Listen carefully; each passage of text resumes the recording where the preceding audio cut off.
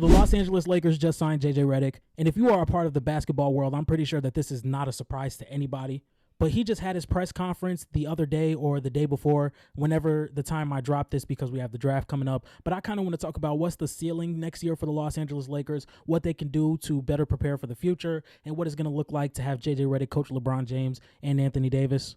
And the first thing I want to talk about for the Los Angeles Lakers is, if I am a player for the Los Angeles Lakers and I watch JJ Redick's press conference and his interview, I would really like what I saw out of JJ Redick, the way he answered his questions, the way he went about all the rumors with Dan Hurley, all the rumors about him potentially not having a lot of time with the Lakers because the Lakers run their coaches with a very short leash. And I think JJ Redick pays attention to the numbers, especially being a former NBA player, a recently retired NBA player, being a sports broadcaster and now head coach. I think he has a lot of experience in many other places that could make him well equipped to be a head coach in the NBA. Now, if we talk about Rob Pelinka, I just want to talk about a few things that he said. I know there was a quote that he said that he wants to build the Lakers to have a championship team. I mean, of course, every GM across the league wants to build a championship team. But he said whether that be now or later, I think he needs to figure out what type of route you're going to go, because I feel as though the Lakers have some type of assets to get some very good pieces for the future, and they also have some assets to be a really good team now. I don't think that this Lakers team is a championship team. I do not think that they have the pieces to be a championship team, but yet again, you never know, because there's a lot of off-season moves that could go down that could be in the Lakers' favor for them to come out of the Western Conference. If we look at the upcoming years, the Lakers have their 2024 first-round pick, their 2026, their 2028 first-round pick, and their 2029 first-round pick. And if we look at some of their young players, they have Rui Hachimura, Austin Reeves, whoever they drafted with the 17th pick. They have Jalen Hood-Schifino, Max Christie. So if the Lakers are going to make a move to try and become NBA champions, it does not start with getting a guy like DeJounte Murray. I know there have been some rumors about DeJounte Murray and Clint Capella being moved to the Lakers and them trying to get Clint Capella added on to the DeJounte Murray package. But if you ask me, I think you have the 1 and 2 of LeBron James that can still win you a championship with LeBron James and Anthony Davis. You just have to really solidify the pieces around it. And in my opinion, it starts with the draft that's on Wednesday. At the time you're watching this, they probably already drafted their player, but I think a guy like maybe Kel'el Ware, or if you want to get some spot-up shooting next to LeBron James and Austin Reeves, I think Jared McCain, if he's still on the board, you can go get him. A guy like Tristan da Silva, I don't hate at all either. I think Tristan da Silva could be a Kyle Kuzma type of player if he just really gets really good at shooting or maybe being off ball. But in the end of the day, these still are rookies that are going to be coming into the NBA, and you don't want to give them too much responsibility for this to be a championship team. And if we look at the Los Angeles Lakers and their team needs, I would say get a real center that can play next to Anthony Davis and get some more 3-and-D guys.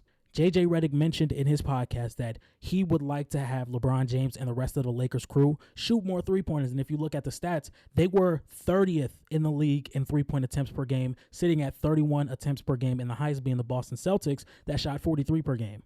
And I'm not saying you have to shoot 45%, or not 45%, but 45 attempts from the three-pointer every single night. But if you can get up to 36, 37, 38, make it a little bit more of a threat for LeBron James to get to the basket, for Anthony Davis to be at the basket, because there's shooters all around them, this team could be a lot better. Another thing he said in his press conference was the Lakers want to get more offensive rebounds, whether they send guys in transition or send guys to the offensive glass. I think he wants to split it evenly. And the Lakers, once again, were bottom of the league in offensive rebounds, and here are a few guys on the trade market, or that could be tradable, that are top 25 in offensive rebound percentage. I have guys like Day'Ron Sharpe, Paul Reed, and Kevon Looney, who could all be traded from their respective teams to the Los Angeles Lakers. Maybe not to start next to Anthony Davis, but in certain lineups where you need to run the double big lineup, I can see that happening.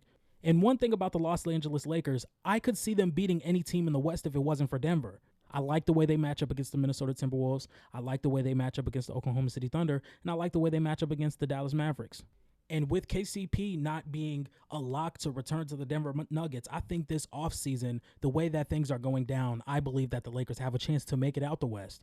Now, I'm not saying that they are my pick to come out the West, but I could see a scenario where if they're sitting in the right seed, they can mess around and make it to the finals once again. So I believe it all starts with Rob Pelinka and where he wants to take this team in the upcoming years. You only have a few first-round picks. I don't think those are tradable, especially with the stage of LeBron James' career that he is in. But if the right trade opens up where guys like Dorian Finney-Smith or Cam Johnson are on the board, you go get those guys. Because we are seeing once again that The NBA is shifting back over to the 2-star teams with a bunch of very high role players around them. If we look at the Denver Nuggets of last year, the Boston Celtics of this year, or even the Milwaukee Bucks with Giannis Antetokounmpo and some high-level role players like Bobby Portis, Brook Lopez, even if you want to call Chris Middleton and Drew Holiday some high-level role players. So if I were to give this team a record for, as of today, how they would go in, I would give them a 51-31 record, maybe the 3rd or 4th seed in the West. We have to understand that the Los Angeles Lakers are an older team, but they have some young pieces.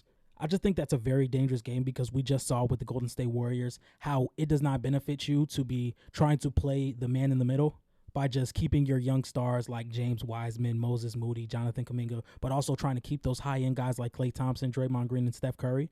They have just won a championship, but I'm talking about the years after. All in all, I think JJ Redick is a very good signing for the Los Angeles Lakers. I feel as though he should be kept around for years to come because I see the potential in a head coach like JJ Redick, and I think this is a very good signing for the Los Angeles Lakers.